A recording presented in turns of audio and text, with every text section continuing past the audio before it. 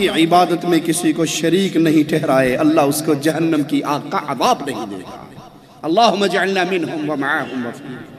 اللہ اپنے فضل سے ہمیں اپنے ان پیاروں میں شامل فرما دے جو تیری عبادت میں کسی کو شریک نہیں بنائیں گے اور تو اپنی رحمت سے ان کے چہروں کو جہنم پہ حرام کر دے گا۔ عبادت حق ہے خالص اللہ کا، کیوں؟ اس نے لوگوں کو پیدا کیا، وہ خالق ہے، وہ مالک ہے، وہ رازق ہے، وہ ماں کے پیٹ کے 3 پردوں کے پیچھے اندھیروں میں رزق دیتا رہا، وہ ماں کے پیٹ سے باہر نکال کر رزق دیتا رہا، زندگی اس نے دی، عزت اس نے دی، جوانی اس نے دی، خالق و مالک و رازق اللہ ہے، تو وہ اللہ حق رکھتا ہے کہ عبادت صرف اس کی جائے۔ اس کی عبادت کی کوئی قسم، جملے پہ غور کرنا، اس کی عبادت کی کوئی قسم اگر اللہ کے علاوہ کسی اور کے لیے کی جائے گی تو یہ کیا کہلائے گا؟ یہ ظلم ہے، یہ ظلم ہے۔ سجدہ اللہ کے لیے، کسی پیر بابا کے لیے نہیں، رکوع اللہ کے لیے، یہ لڈی پارٹی بنا کر پیروں کے سامنے رکوع کی حالت میں ڈانس کرنا، ناچنا، ان کو راضی کرنا ظلم ہے، کیونکہ حق اللہ کا تھا اور دے دیا کسی اور انسان کو۔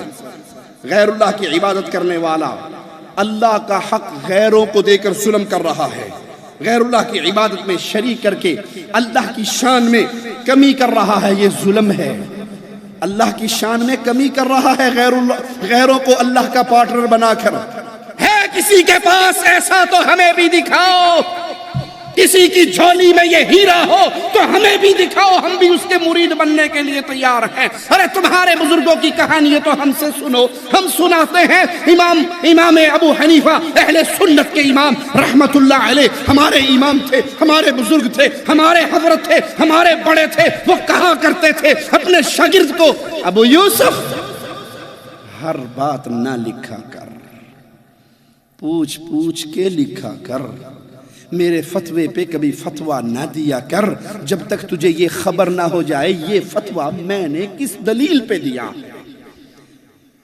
جس کی ہر بات کو تم حجت مانو وہ اپنے شاگرد سے کہتے ہیں ہر بات نہ لکھ، اور جس کی ہم دعوت دیتے ہیں وہ کہتے ہیں آج تیری قلم رک کیوں گئی؟ جواب ملتا ہے ساتھیوں نے مشورہ دیا تھا پوچھ پوچھ کے لکھا کر، کہا اللہ کی قسم لکھ، محمد کے ہونٹوں سے حق کے علاوہ کچھ نہیں نکلتا صلی اللہ علیہ وسلم۔ شرک ظلم عظیم ہے، مالک کا قانون ہے لا یغفر ان یشرک بہ، میں نے شرک کو کبھی معاف نہیں کرنا۔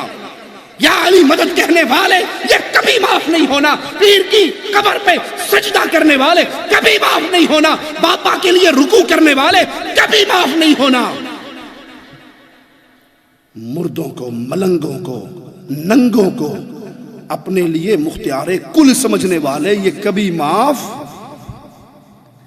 اور جب مشرک انسان بن جاتا ہے عقل اس کے پلے، جی عقل پلے رہتی ہے۔ گھر میں کوئی مہمان آ جائے اور اس کے کپڑے اچھے نہ ہوں، صاف نہ ہوں، دھلے ہوئے نہ ہوں، میلے کچیلے ہوں، تو عقل مند کہتا نا بھائی کہ وہ ایمرجنسی تھی کیا؟ ارے بھائی کوئی مر گیا تھا کیا؟ کیسے حال میں آئے ہو؟ کپڑے بھی نہیں بدلے، نہائے بھی نہیں، تمہارے بالوں کو کیا ہو گیا؟ کیا ہو گیا تمہیں؟ کیسے زندگی گزار؟ عقل سلامت ہو تو اپنے کسی پیارے کے کپڑے میلے دیکھے جا سکتے؟ بچوں کے بال بڑے ہوئے ہوں تو باپ صبر کر لیتا ہے، جی کٹواتا ہے نا، صفائی ستھرائی کا خیال رکھتا ہے۔ اور جب انسان مشرک بن جاتا ہے تو جس کے لمبے بال دیکھتا ہے، لمبی مونچھیں دیکھتا ہے، اس کو بغیر ستھن کے دیکھتا ہے، کالا سیاہ دیکھتا ہے، وہیں ہاتھ باندھ کے بڑا بابا جی بڑے بابا جی ساڑھے اولاد ہوئے گی یا نہیں ہوئے گی، پتہ لگتا ہے بابے دے اپنے گھر کوئی شے نہیں سے تو انہوں کی دینا ہے۔ کیوں؟ عقل بہت بڑی چیز ہے، اور عقل صرف اہل توحید کے پلے ہوتی ہے، مشرک کے پلے وگرنہ اللہ کی قسم دلیل دینے کا عادی ہوں، دلیل لو مجھ سے۔ ایک بابا جی کے کلپ کو میں نے دیکھا، وہ بابا واللہ برہنہ لیٹا ہوا ہے، اس نے ستھن نہیں پہنی ہوئی ہے، بال اس کے بڑے ہیں، چہرہ اس کا کالا سیاہ ہے، جو قمیض گلے میں ہے وہ بھی میرا خیال ہے کم از کم 2 سال تو ہو گئے ہوں گے نہیں اتاری ہوگی، اتنی سیاہ ہوئی ہوئی ہے، اور عورتوں کا جم کھٹا ہے۔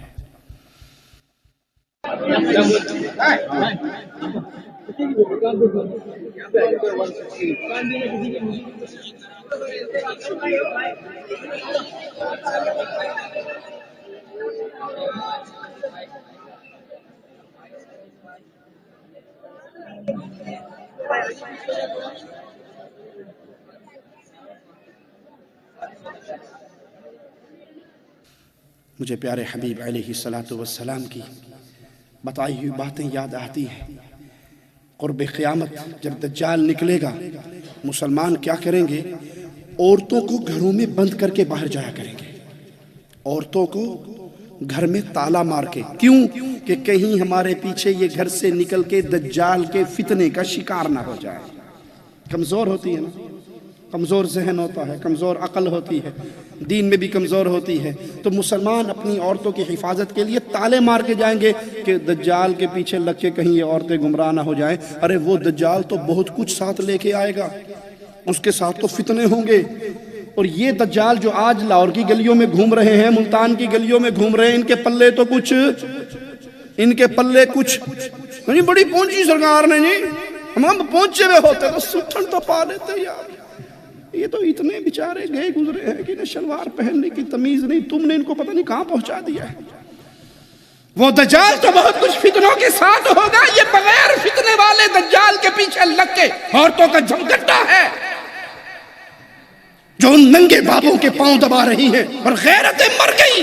میں نے پہلے کہا تھا اور بار بار کہتا ہوں، مشرک کی غیرت نہیں ہوتی۔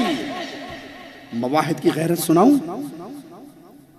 صحابیہ گھر سے نکلی ہے، دروازے کی دہلیز پہ کھڑی ہے، صرف برقع نہیں پہنا، لباس میں ہے لیکن چہرہ کھلا ہے، برقع سر پہ نہیں ہے۔ آنے والا غیرت مند گھوڑے کا سوار ہے، وہیں سے نیزہ اٹھاتا ہے مارنے کے لیے۔ کہتی اللہ کے بندے، پہلے اندر کا منظر تو دیکھ، میں کیوں باہر نکلی، یہ وجہ دیکھ، نیزے کو سنبھال کے رکھ، اگر بغیر جرم کے باہر آئی تو مار لینا، اور اگر کوئی وجہ سمجھ آئے تو پھر چھوڑ دینا، پہلے اندر تو آ۔ یہ صحابی اپنے سواری سے اترتا ہے، اپنے بستر پہ پہنچتا ہے تو چارپائی پہ بستر پہ ایک اژدہا بیٹھا ہوا نظر آتا ہے، کہ اس کے ڈر سے باہر نکلی تھی۔ غیرت مند کی حالت کیا ہے؟ بیوی بے پرخے کے باہر نکلے تو اسے برداشت، اور دیوس بے غیرت کی حالت کیا ہے؟ یہ بابے کے گلے لگ رہی ہے اور خاوند پیسوں کی بہار، شکر ہے میرے مگرو لتھی تیرے گل پئی، جان چھوٹی۔ اِنَّا لِلَّهِ وَإِنَّا إِلَيْهِ رَاجِعُونَ۔ تو مالک کا فرمان، مشرک کا گناہ معاف نہیں ہوگا، اس کے علاوہ جس کا جو گناہ چاہوں گا معاف کر دوں گا۔ اور سنو مشرک کس سٹیج پہ پہنچا ہوا ہے، وَمَن يُشْرِكْ بِاللَّهِ فَقَدْ افْتَرَى اِثْمًا عَظِيمًا۔ جس نے اللہ کے ساتھ شرک کیا، بلا شبہ اس نے بہت بڑے گناہ کا ارتکاب کیا، بہت بڑے بہتان کو باندھا اس نے جو اللہ کا پارٹنر بناتا ہے۔ آئیے قرآن حکیم کی ایک اور آیت کو سنتے ہیں، سورۃ نساء ہے، آیت نمبر 116 ہے، وَمَن يُشْرِكْ بِاللَّهِ فَقَدْ ضَلَّ ضَلَالًا بَعِيدًا۔ جس نے بھی اللہ کے ساتھ شرک کیا بہت دور کی گمراہی میں گر گیا۔ یہ چھوٹا گمراہ نہیں ہے، یہ ہاتھ یہاں باندھوں یا یہاں باندھوں کا جھگڑا نہیں ہے، آمین اونچا کہوں یا آہستہ کہوں یہ جھگڑا نہیں ہے، یہ جھگڑا ہے اللہ مالک کے ساتھ کوئی اور داتا کہلوا سکتا ہے یا نہیں، اللہ کو چھوڑ کر کسی کو غریب نواز و بندہ نواز کہا جا سکتا ہے یا نہیں، اللہ کے علاوہ کسی کو مشکل کشا مانا جا سکتا ہے یا نہیں، اللہ کے علاوہ کسی سے اولاد کا سوال ہو سکتا ہے یا نہیں۔ اللہ کے لیے توحید کو سمجھو، عقل سلامت رہے گی۔ شرک کے پیچھے جاؤ گے، عقلیں ختم ہو جائیں گی، عقلیں معاف ہو جائیں گی، بندہ پاگل ہو جائے گا۔